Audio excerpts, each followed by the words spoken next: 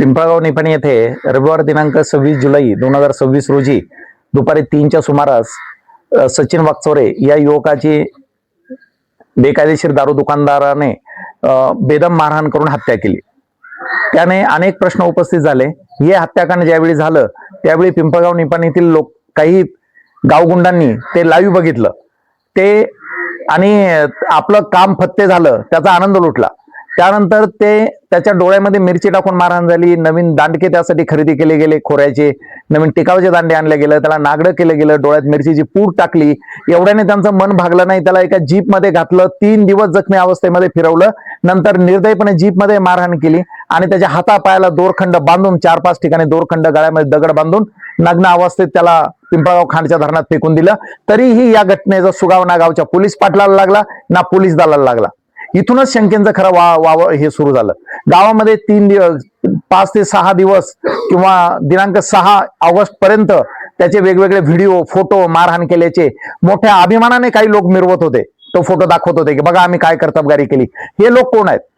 त्यांना हे का करावं असं वाटलं? त्यातलं सत्य असं आहे की 34 गुन्हे ज्याच्यावरती दाखल होते असा तो सचिन जाधव आमच्याकडे कुणाच्या तरी आशीर्वादाने धामोडे फाट्यावरती व्यवसाय करत होता। त्याला व्यवसायाला साथ देणार कोण होतं? पिंपळगाव निपाणीमध्ये असं बोललं जात आहे राजरोजपणे दर महिन्याला ठराविक रक्कम काही लोकांच्या अकाउंटमध्ये तो ट्रान्सफर करत होता। त्याचे बँक अकाउंटही तपासणं गरजेचं आहे। अशाच पद्धतीने जर हत्याकांड होत राहिले तर गावामध्ये तरुणांनी जगायचं कसं? पिंपळगाव निपाणीमध्ये गुन्हेगारी एवढी विकोपाला गेलेली आहे। एका जज वरती 6 महिन्यांपूर्वी किंवा वर्षापूर्वी हल्ला झाला, पोलिसांनी फक्त एनसी नोंदवली। एका कोर्टावरती हल्ला होतो पण पोलीस फक्त एनसी वरती थांबतात। गावातल्या तरुणांच्या मागे कोयते घेऊन लोक लागतात पण पोलीस फक्त एनसी वरती थांबतात। मी स्वतः खानपट्ट्याच्या विरोधात आवाज उठवला होता तर माझ्या गाडीचं किती नुकसान, माझी पूर्ण गाडी फोडली होती। मला अर्धा माला होईपर्यंत मारहाण करण्यात आली होती आणि त्याचा पोलिसांनी मी आवाज उठवला म्हणून तो एक गुन्हा दाखल झाला। 27 जणांनी हल्ला केला होता। असं हे पिंपळगाव निपाणी गाव। इथल्या बरेच तरुण असे आहेत पण हे पोलिसांच्या गुप्तचर यंत्रणेला ते दिसत नाही। त्यांच्या हाताला काहीही रोजगार नाही पण राजरोजपणे 4 चाकी गाड्यांमध्ये फिरतात आणि खर्चायला पूर्णपणे पैसा त्यांच्याकडे असतो। गावात टोळक्याने फिरतात। हे टोळकं कधी एकटा व्यक्ती दिसणार नाही, काय मी गावात टोळक्याने फिरून दहशत निर्माण करत असतात। पोलीस दलाला विनंती आहे की तुम्ही या पिंपळगाव निपाणीतील सर्व गावगुंडांचा तातडीने बंदोबस्त करा। त्या आरोपींच्या फोनमध्ये कोण कोण त्यांच्या कम्युनिकेशन मध्ये होतं? हत्याकांड घडलं 26 जुलैला, त्याच्या अगोदर 10 दिवस कोण त्यांच्या संपर्कात होतं आणि ते जोपर्यंत पकडले गेले नाही 6 ऑगस्ट पर्यंत कोण त्यांच्या संपर्कात होतं याचे पूर्ण सीडीआर मिळावं, व्हॉट्सअपचा डेटा बॅकअप सर्व काही मिळवावं आणि पिंपळगाव निपाणीतलं कोण संपर्कात होतं यांचा सर्व डेटा ग्रामस्थांसाठी उपलब्ध करून द्या। मग त्यांनी कुठले कुठले गुन्हे आणि त्यांचे काळे कारनामे आम्ही तुम्हाला सर्व लेखी स्वरूपात देऊ शकतो। सर्व ग्रामस्थ तुम्हाला लेखी स्वरूपात देतील।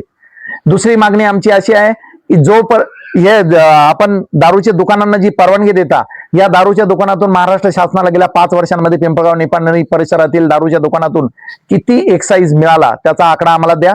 त्याची सरासरी रकमेच्या 1.5 पट रक्कम महाराष्ट्र शासनाच्या तिजोरीत आम्ही न चुकता 1 एप्रिलला भरणा करू। ज्या खानपट्टे आमच्याकडे अवैधरित्या इतके वर्ष चालू होते त्यातून तुम्हाला दरवर्षी किती महसूल मिळत होता? सरासरी 5 वर्षांची महसूल तुम्ही आम्हाला द्या, त्याची ऍव्हरेज काढून दरवर्षी आम्ही 1.5 पट रक्कम शासनाच्या तिजोरीत भरू। पण आमच्या गावात कुठल्याही खानपट्ट्याला मंजुरी नको, आमच्या गावात कुठल्या दारू दुकानाला मंजुरी नको आणि या हत्याकांडाच्या मागचे आरोपी जोपर्यंत जेरबंद केले जात नाही तोपर्यंत आमचं हे आंदोलन चालूच राहणार आहे। धन्यवाद। आम्ही सकाळी 10:30 वाजेपासून इथे बसलेलो आहोत पण प्रशासनाच्या वतीने कुठलाही निरोप किंवा प्रतिनिधी अद्यापपर्यंत इथे आलेला नाहीये।